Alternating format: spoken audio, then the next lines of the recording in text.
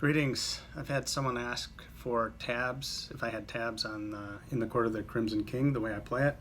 I do not, so I'll give a quick rundown of how I'm playing it. I guarantee you it's not exactly like the album, but I think it captures the spirit of the song relatively well. So the intro, which is normally on a mellotron, and the choruses, and that's relatively simple. So we're going to start out with a D chord. We all know this one. And then we're going to switch to a C sharp 4 to a C. So that C sharp 4 is really the C, G, C, F sharp. That's the that's the sharp 4. You get that nice little tritone. So, and then we're gonna use our pinky to hammer on to the, or pick the G note from the, like the little melody, the ahs. Our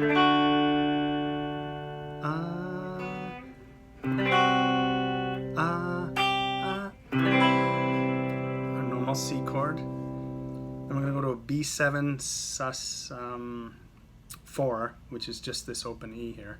It's a normal B7, and then add your pinky to get it to undo the sus. Standard B major bar chord. Don't play the F sharp because you want that D sharp in the melody. Then we're gonna do a little run up.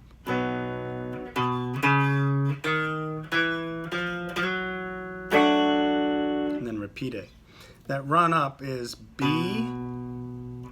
C sharp, D sharp, E, F, F sharp, which lands us right onto a D chord. And then we go back to the C sharp. All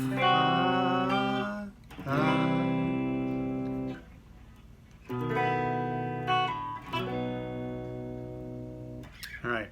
The verses I like to think of are in two parts. One off of E minor-ish and one off of A minor-ish. So the E minor-ish is an E minor add 9, which is E, B, F sharp, G, open B, open E. And the way it's picked is E, B, F sharp, G, then we're going to go back upwards, or backwards, excuse me, E, B, G, F sharp.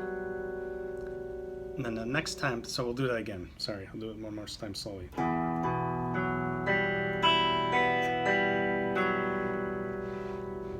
And then it's the way I play it is E, G, F sharp, C sharp, C. So do do do do do do do do do do do. Okay, then the A minor-ish section is off of an A minor add 9. It's a really neat chord. It's used in a lot of prog songs. You know, the Sage. Turn of the century. So it's open A, E, C, it's a stretch, open B, open E. And then we're gonna use our index finger and move it up to the flatted 6th, the 6th, and then back down to the flatted 6th, meaning the, like that. So while we're picking, and the picking's a little faster than the E minor-ish part.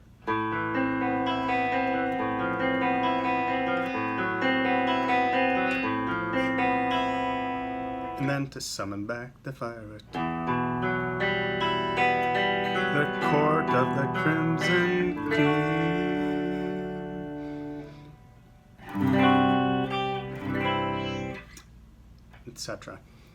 The instrumental breaks are really just off of D to C, back and forth. So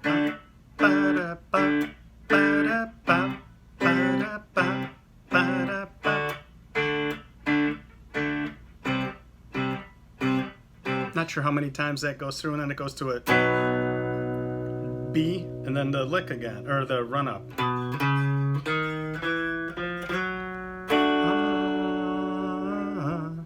And so forth. And it does another verse or so. The flute solo was also off of D and C, and I'm just really messing around kind of in E minor to quasi quote from the flute solo. You could try to figure it out note for note or just mess around. Essentially it's an E minor scale off of just over a D and a C chord. So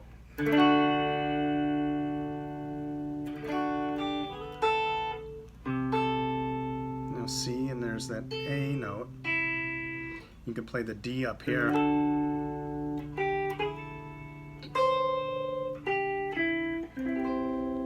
The C there. Mess around with that, and then you end on a B. Then it's going to go to the final verse, which is not quite like the first verses, but more along akin to the A minor-ish piece. So we're going to still have this E minor add 9, but we're not going to do that. We're not going to do that part. And your your index finger is going to move from this B to this C note, all while keeping everything else constant. So it's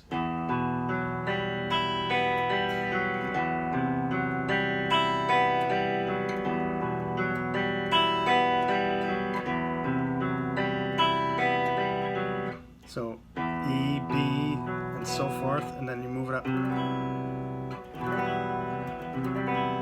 And then back to that A minor-ish piece. In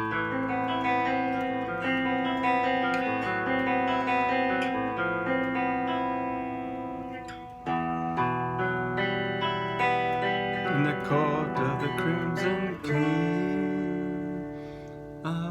You do all that, and then you come to B.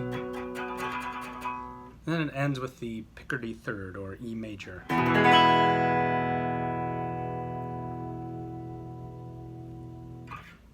Anyway, there it is. That was a bit quick, though I hope it was helpful to at least get each of the parts down.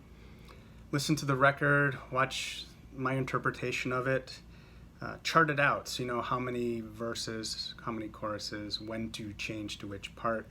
Again, hopefully this gives you the tools you need to learn it and have fun. It's a great tune. Thanks.